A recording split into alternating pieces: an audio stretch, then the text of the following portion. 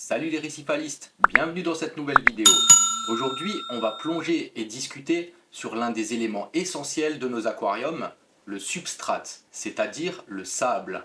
On va voir ensemble les différentes granulométries de sable, de la même manière les avantages et les inconvénients de chacun, et aussi les différentes couleurs, parce que en fonction de votre couleur, ça peut changer beaucoup de choses.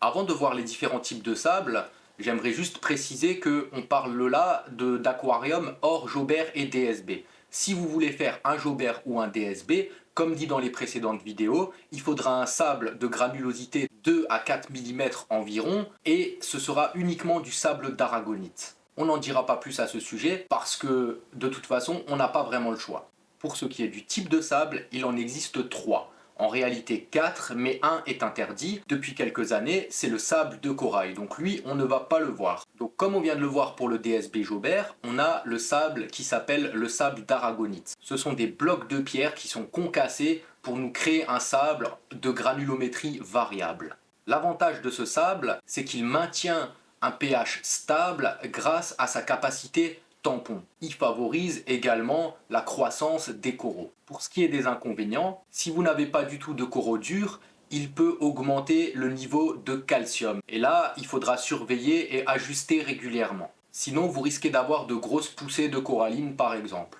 Il y a aussi le sable de silice. C'est pas adapté pour nos bacs récifales. En plus de ça, il va falloir le changer tous les 2-3 ans, donc c'est pas top.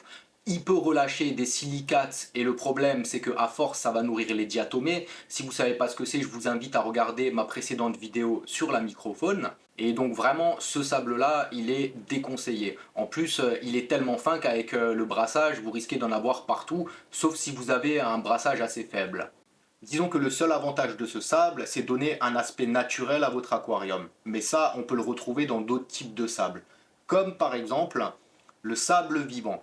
La plupart du temps, le sable vivant, c'est un sable qui a été ensemencé, souvent à partir d'aragonite. On l'a mis dans un bac, on a mis de la microfaune avec, et puis cette microfaune à force s'est mêlée avec ce sable. Et puis au bout du compte, quand vous le mettez dans votre aquarium, il regorge déjà de bactéries et de microfaune, pas forcément de la microfaune visible. Le sable le moins cher, c'est le sable de silice, mais il n'est pas adapté encore une fois à nos aquariums récifales. Ensuite, il y a le sable d'aragonite et ensuite le sable vivant, qui lui est beaucoup plus cher que le sable d'aragonite classique. Parce qu'encore une fois, il demande d'avoir été ensemencé au préalable.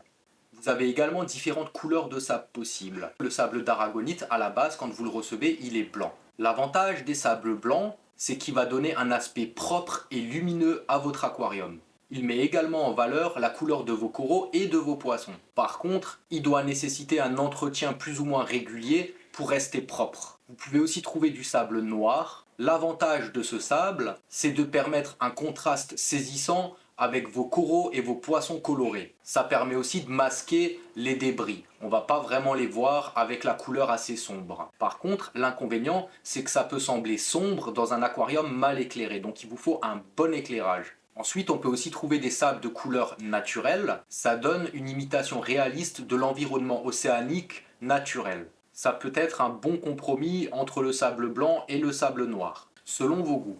Pour ce qui est des différentes tailles du sable, ça va du très fin au très épais. On va commencer par le fin. Les avantages d'avoir un sable fin, c'est d'avoir un aspect naturel et doux pour vos poissons et pour vos coraux. Ça facilite le nettoyage et la circulation de l'eau. Par contre, il peut se tasser avec le temps, c'est ce qu'on appelle la percolation. Et là, c'est pas forcément bon. Du coup, il faut être vigilant et faire en sorte d'avoir assez de détritivores dans ce sable pour qu'il soit remué assez régulièrement.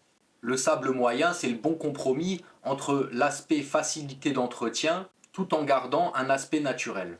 Par contre, ça va accumuler un petit peu plus de déchets dans le sable. Pour ce qui est du sable grossier, de grosse granulométrie, ça évite l'accumulation de débris parce qu'ils sont tellement gros qu'il y a l'eau qui va circuler à l'intérieur sans aucun problème, ça ne va pas stocker les déchets et ça va tout de suite partir dans votre décante.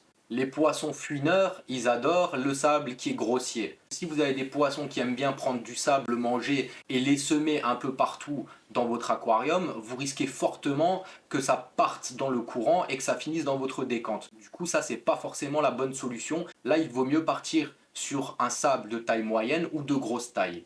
Le problème du gros sable, c'est que c'est un peu moins esthétique. Et si vous avez des coraux de type fungia ou des coraux qui se posent directement sur le sable, bah c'est pas forcément l'idéal. Finalement, pour choisir votre sable, ce qu'il va falloir prendre en compte, c'est votre budget. Si vous avez un bon budget, vous pouvez partir sur du sable vivant. Sinon, je vous recommande fortement de partir sur du sable d'aragonite.